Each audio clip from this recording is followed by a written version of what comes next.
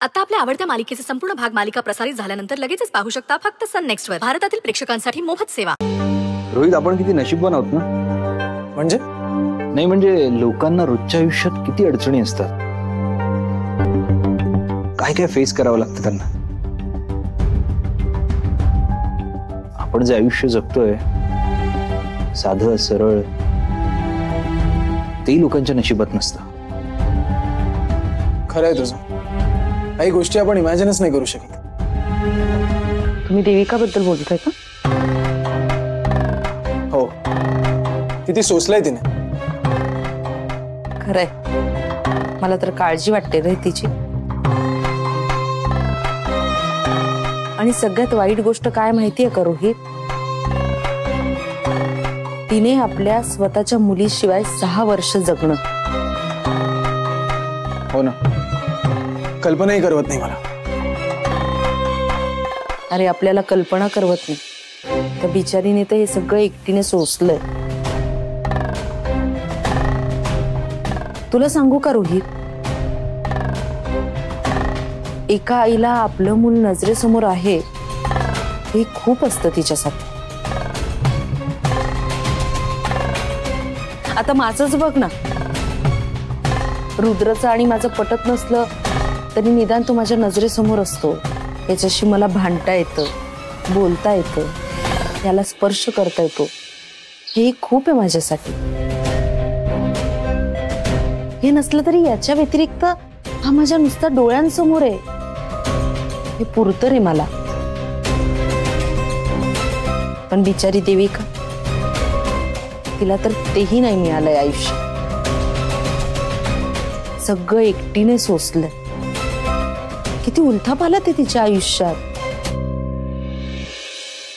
कुणी सोबतही नव्हतं तिच्या. जे घडले ते आपण बदलू नाही शकत मिसेस पैठणकर. फक्त आपल्या परीने जी मदत होईल ती करू शकतो. अरे तेच म्हणतीये मी. आता कुठेतरी तिचं आयुष्य मार्गी लागतं. तू जबाबदारी घेतलीस ना तिची. तिच्याशी बोलत जा, सावर तिला, सांभाळ. तिला ना आपलेपणा वाटू देत. आपल्यावर कुणी उपकार केलेत, आपण इथे परके आहोत हे नको वाटायला तिला. ती आपल्यातलीच आहे हे जाणवू दे तिला. म्हणजे काय करायचं आपण? रुद्र, तू बोल तिच्याशी. हवं तर तिला बाहेर घेऊन जा मोकळ्या हवेत. त्याची काही एक आवश्यकता नाहीये. राजन भाऊजी, अहो मी देविकाला बरं वाटावं म्हणून बोलले. सांगितलं ना, आवश्यकता नाहीये. हो पण ती बिट्टीची आई आहे, तिने किती सोसलंय. आपण तिचा नको का विचार करायला? रेवती, आपण तो विचार करत नाही आहोत का? पण मदतीलाही मर्यादा असतात, किंबहुना त्या असाव्यात. एखाद्याच्या आयुष्यामध्ये किती लुडबुड करावी, त्यालाही बंधनं असावीत ना. आता आपण तिला काम करण्याची संधी दिली, तिला आसरा दिला. आता तिचं आयुष्य हे कसं घडवायचं हे तिचं तिला ठरवू दे. हळूहळू तिला सावरू दे ना. राजन भाऊजी, आता तुम्ही बोलताय म्हटल्यावर मी तुमच्या पुढे काय बोलणार? तुमचा शब्द हा रुद्रासाठी अंतिम शब्द असतो.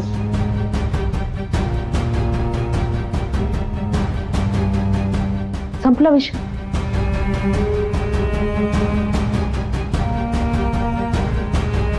मला पटतंय बाबांची. उगाच दुसऱ्याच्या आयुष्यात ढवळाढवळ कशाला. आणि तुलाही अवघडल्यासारखं होईल. शिवाय ती ऑफेंड झाली तर मग. खरं आहे तुझं. रुद्र, तू देविकाची जबाबदारी घेतलीस ना, ही फार चांगली गोष्ट आहे. पण गौरीप्रती तुझ्या ज्या जबाबदाऱ्या आहेत, जे कर्तव्य आहे, ते विसरता कामा नये. संसारातलं तुझं मन असं दूर होऊ देऊ नकोस. नाहीतर गौरीजी रुसायच्या यांच्या. नाही नाही नाही, आपली गौरी रुसणार नाहीये. अरे खूप समजूतदार आहे गौरी. हो, पण कुठल्याही बाईला नवऱ्याचं अटेन्शन हे जास्तच हवं असतं, कशाही पेक्षा. प्रेमी आहे असंच नाही बोलत या, हे अनुभवातून सांगतोय तुम्हाला. बाबा, तुम्हाला पण अनुभव आलाय का? अरे रोहित, लग्न झालेल्या प्रत्येक पुरुषाला हा अनुभव आलेलाच असतो. काय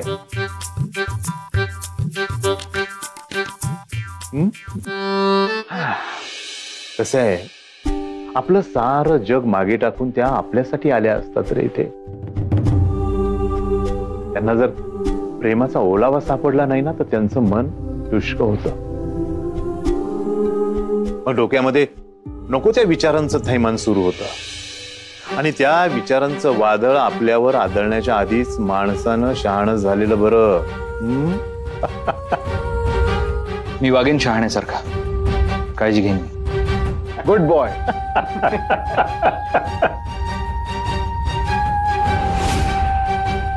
रुद्र, तू आता फक्त देविकाकडेच लक्ष द्यायचंय.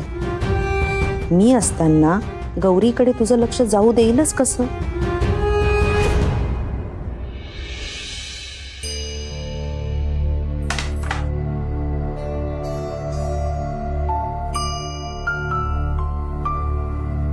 गौरीजी, काम करताय? हो. बर.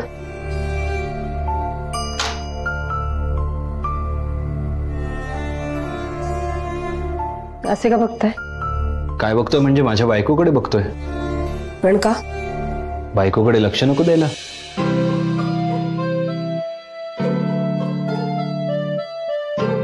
तुम्हाला काम नाही आहे का वर? आता तसं नाहीये, पण असलं तरी नंतर करेन मी.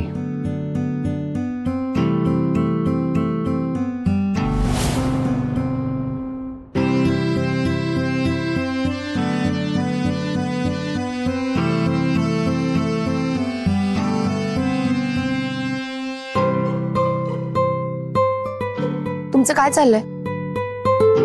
उगाच का मागे मागे फिरताय? म्हणजे नवरा आहे मी. मागे मागे करणं हा नवऱ्याचा धर्म असतो. देविका ताईंना बरं आहे का आता? मला काय माहित, पण मला बरं वाटतंय.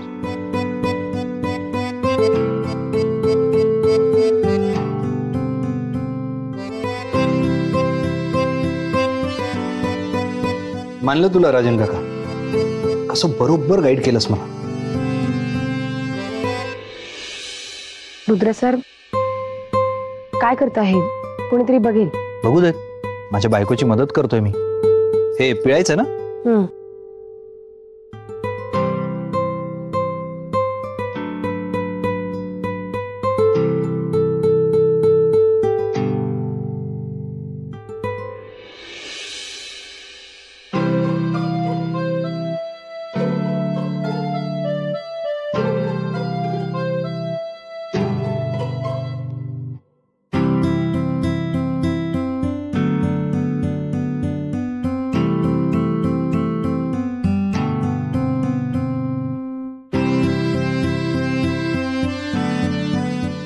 बस झालं.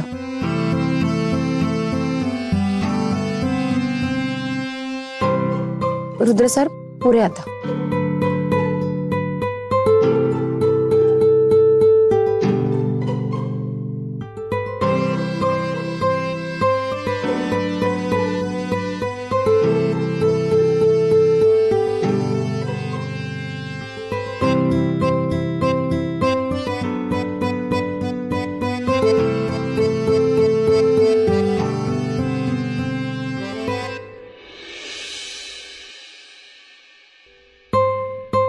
रुद्र सर, काय करताय? कोणीतरी बघेल. बघू देत. असं कसं? घरातल्यांना काय वाटेल बघितलं तर? काय म्हणतील?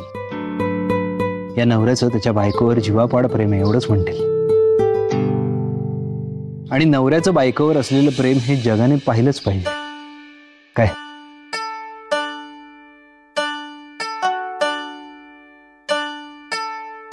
वळत घालता? बरं, बिट्टी कुठे आहे? ती नंदाईन बरोबर गेलीये मंदिरात. अच्छा, मग आपण काय दिवसभर कपडे वाळत घालायचे? चला आपण पण बाहेर जाऊ कुठेतरी. नवरात्र आहे. रुद्र सरांबरोबर मंदिरात जाऊन देवीला नवस करते. गौरीजी कुठे हरवलात? रुद्र सर, आपण देवीच्या मंदिरात जाऊया जोडीने. चालेल.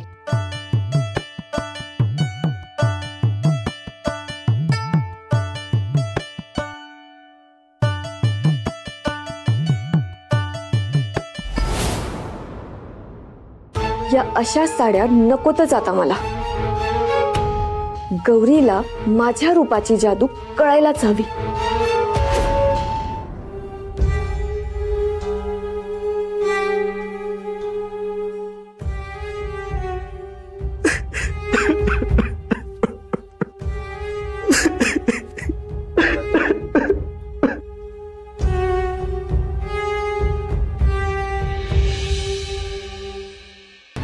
काय करतेस? मुद्दाम चाललंय ना हे सगळं? रुद्राच्या संसारावर डोळा आहे ना तुझा? काय विचारतीये मी? रुद्रला स्वतःकडे खेचायचा प्रयत्न करतेस ना तू? गौरीची जागा घ्यायची आहे तुला? चल, घरातल्या सगळ्यांना सांगते की तुला गौरीला घराबाहेर काढायचे ते. चल. तुमची ही तीच इच्छा नाहीये का?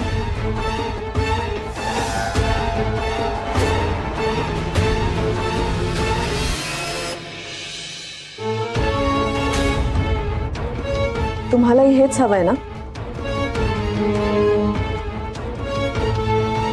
का मला घालवून त्या अडाणी गौरी सोबत राहायची इच्छा आहे तुमची?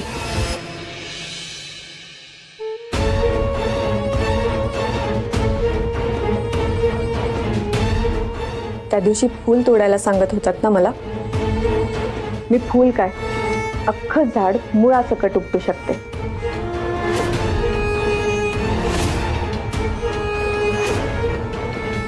विचार करा.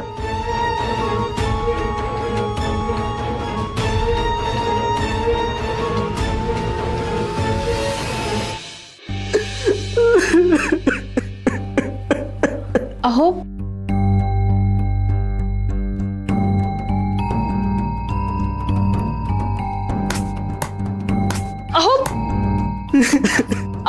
अहो काय करताय तुम्ही? मी मूर्ख आहे, माझं चुकलंय श्वेता. मी खूप मोठी चूक करून बसलोय. कुठे अक्कल घाण ठेवली? अहो काय झालंय ते तरी सांगा.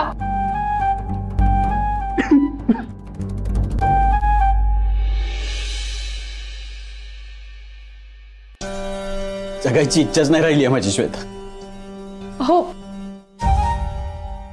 असं का बोलताय तुम्ही? मला ना सारखं सारखं तेच आठवतं श्वेता. खूप त्रास होता. काय करू सांग ना मला. आपल्या घरातलं बघत सुद्धा नाही येत माझ्याकडे. कसं जगू तूच सांग मला. सगळ्यांच्या नजरानं मला परत परत त्याच आठवणींकडे घेऊन जातात, जिच्यामुळे माझी ही अवस्था झाली. ती मानाने माझ्याच घरात राहते आणि मी नाही. मला जीव देण्याशिवाय दुसरा काही पर्यायच दिसत नाही श्वेता. नाही, असा विचारही करू नका. मी ह्या सगळ्यातनं तुम्हाला नक्की बाहेर काढेन. विश्वास ठेवा माझ्यावर.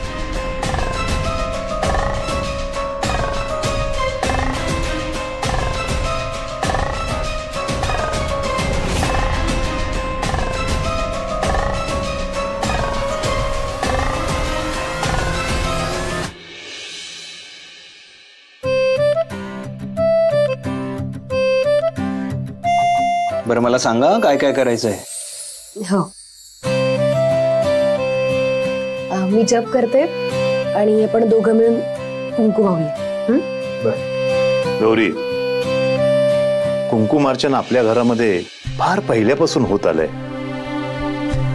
मला आठवतं आजी दरवर्षी करायची, पण आजी गेली आणि हळूहळू हे सगळं कमी झालं. हा, पण आजी आम्हाला सांगायची, देवी समोर बसा, हात जोडा आणि मनात जे असेल ते देवीला सांगा. देवी सगळं ऐकते. त्यानं काय होतं, तुमच्या सगळ्या इच्छा पूर्ण होतात. खरे, माझी आई सुद्धा करायची.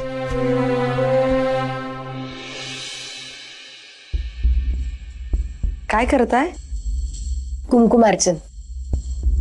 छान. करूयात सुरुवात. पाणी व्हायचं.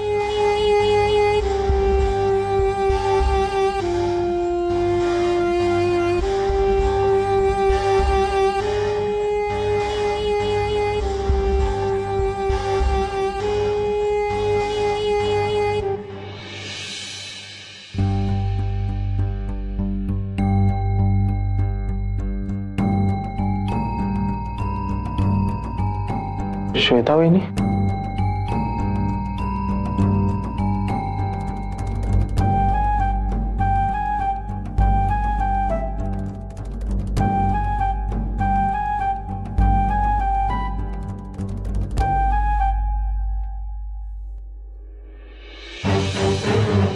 माझ्या नवऱ्याच्या जीवावर उठलीस तू? खोटारडी, लाज वाटत नाही का तुला अशी फसवणूक करायला? का वागतेस तू असं? हो, काय बोलताय तुम्ही? हे काय बोलते हे तुला कळत नाहीये का? वहिनी प्लीज थांबा. प्लीज नका अडवू मला भाऊजी. ओ तिकडे तुमच्या भावाची काय अवस्था झालीये ना, जाऊन जरा बघा. सगळं हिच्यामुळे होतंय आणि तरी तुम्हाला हीच बरोबर वाटतेय? घराबाहेर काढा हिला.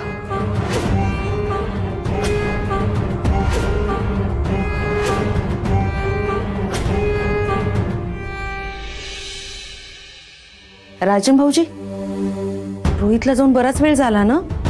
कुठे गेली असेल श्वेता? वहिनी कुठे गेला अचानक? कोणाच ठाऊक, पण रागारागात बाहेर गेली ती. देविकाकडे नसेल ना गेली?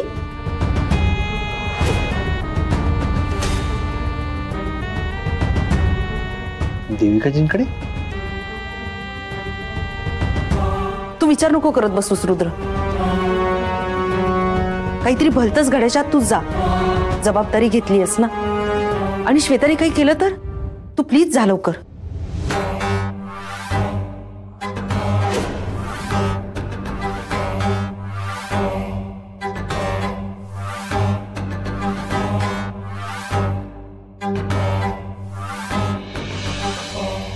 आणि काय ग, तुला काय वाटलं तू फसवत राहशील आणि सगळे निमूटपणे ऐकून घेतील तुझं?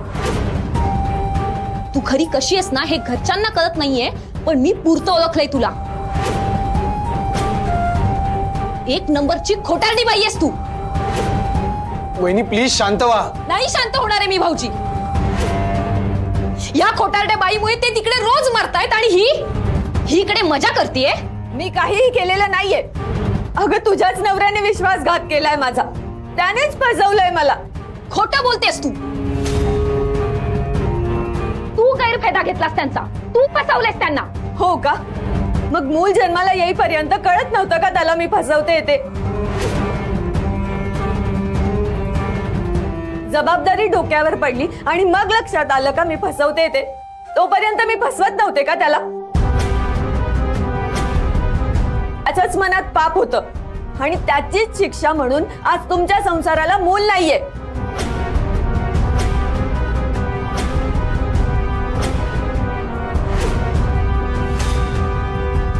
तुझी काळी सावली आमच्या संसारावर पडली ना, म्हणून झालं हे सगळं. आणि काय ग, तुला तर मूल झालं होतं ना, मग काय केलंस तू? सांग ना, काय केलंस? कुणास ठाऊक खरंच तिला गुंडांनी पळवलं की तुझ्या मागे कटकट नको म्हणून तूच सोडून दिलं सुकिरड्यावर?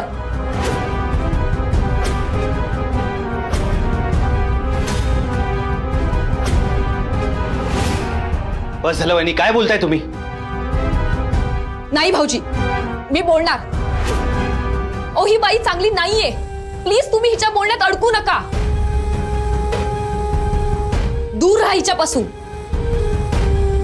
नाहीतर गोड बोलून कधी तुमच्या आयुष्याची माती करेल ना तुम्हाला कळणारही नाही. श्वेता, बस झालं. बाबा तुम्हाला कळत कसं नाहीये? ही बाई फसवी आहे, खोटारडी आहे. ही आपलं घर उद्ध्वस्त करणार आहे बाबा. वहिनी काय बोलताय त्या?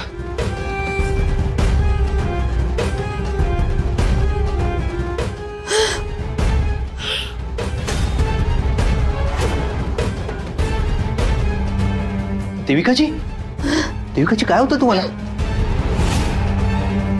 देविकाजी हे बघा, शांत व्हा, काही नाही झालंय. गौरीजी बघा ना काय होतं यांना.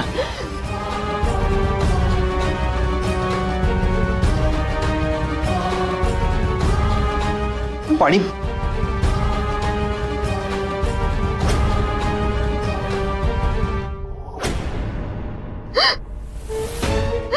हे बघा, आम्ही आहोत, तुम्ही काळजी नका करू.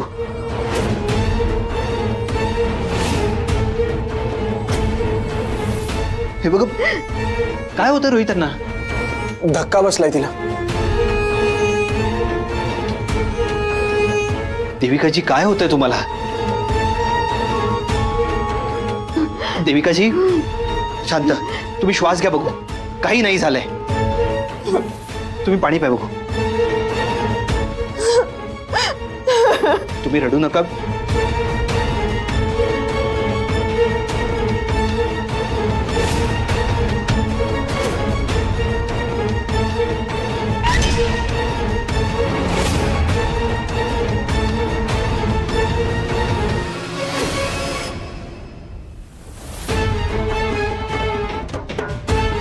वा देविका, हा हात आता असाच धरून ठेव, तो सुटला नाही पाहिजे.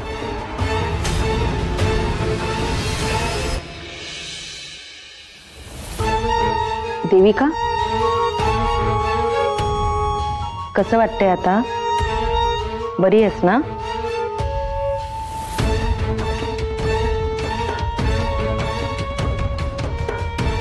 गौरी, तुझी पूजा तर अर्धवटच राहिली नाही का?